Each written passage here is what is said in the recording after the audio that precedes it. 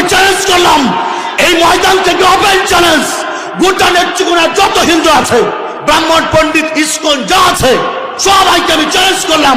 প্রশান্ত বাবুরা জীবন মরশুদে আমার বিরুদ্ধে বললেন, যদি পারেন যোগ্য নেতা হন, সব আপনার কর্মীদেরকে নিয়ে যত হিন্দু আছে এক পাশে আসেন, আমি একা বসবো ইনশাআল্লাহ একা। যদি হিন্দু ধর্মের সত্যতা প্রমাণ করতে পারেন, আমার কাছে শর্ত থাকবে দুইটা। এক নাম্বার শর্ত আমার ব্যাপারে, যদি আমি হিন্দু ধর্মের কাছে পরাজিত হই, আমি আমার মাথা কেটে দিয়ে যাব। কথা বুঝতেছেন আপনারা? দুই নাম্বার শর্ত, যদি এলাকার হিন্দুরা পরাজিত হয়, স্ট্যাম্পের মধ্যে লিখিত থাকবে আমার কাছে কালেমা পড়ে মুসলমান হইতে হবে। কে মুসলমান? আপনারা কি আমার সাথে একমত আছেন তো? ইনশাআল্লাহ। শর্টকাট, স্ট্রেট কাট আলাপ, ওপেন চ্যালেঞ্জ, একবারে খোলা চ্যালেঞ্জ করলাম। বাজান, আমি হিন্দু থাকতে দেখেছি অসংখ্য লাশ আমি হাত দিয়া পোড়াইছি, অসংখ্য হিন্দুদের কাপড় চুপড় জিনিসপত্র গুলা এইগুলো আমরা চিতার মধ্যে পোড়াই দিয়েছি।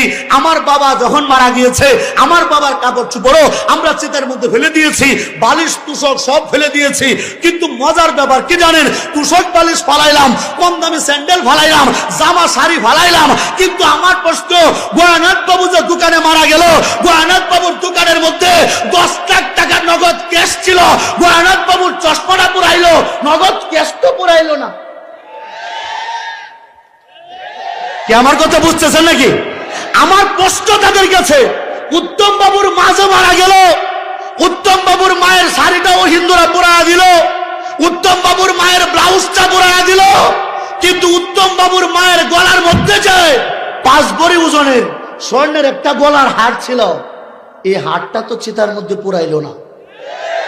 কি কথা বুঝতেছে নাকি আপনারা?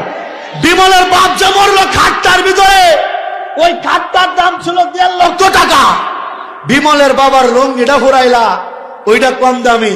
বিমলের বাপ যে খাটটার মধ্যে মারা গেল, খাটটা তো পুরাইলা না, কেন পুরাইবা? ওইটা তো বেশি দামি। তার মানে বোঝা যায় তোমাদের ধর্মটা সময়ে সময়ে পাল্টায়, গিরগিটের মতো পাল্টায়। শুধু আমি অশেখ বিল্লার একার দোষ, আমি সত্য প্রকাশ করলেই দোষ। সত্য প্রকাশ করলাম না, এই উত্তরগুলা দেওয়ার মতো হিন্দু এখনো ভারত বাংলায় জন্ম হয় নাই। কথা বলেন ঠিক কিনা? আমার হযরত, আমার শায়খ মুর্শিদ আল্লামা আব্দুল হক সাহেব হুজুর, আলহামদুলিল্লাহ, উনি কিন্তু আপনাদেরকে একটা কথা বলে দিয়েছে যে হিন্দুদের শেষ কথা হলো লা ইলাহা ইল্লাল্লাহু মুহাম্মাদুর রাসূলুল্লাহ।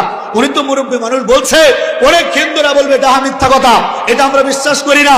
আমি বলবো, আমি হিন্দুর বাচ্চা, স্পষ্ট বলছি এটা 100% সত্য। হ্যাঁ, এটা সত্য, সরাসরি আরবিতে বলে না, এটাকে ঘুরায়া ফেরায়া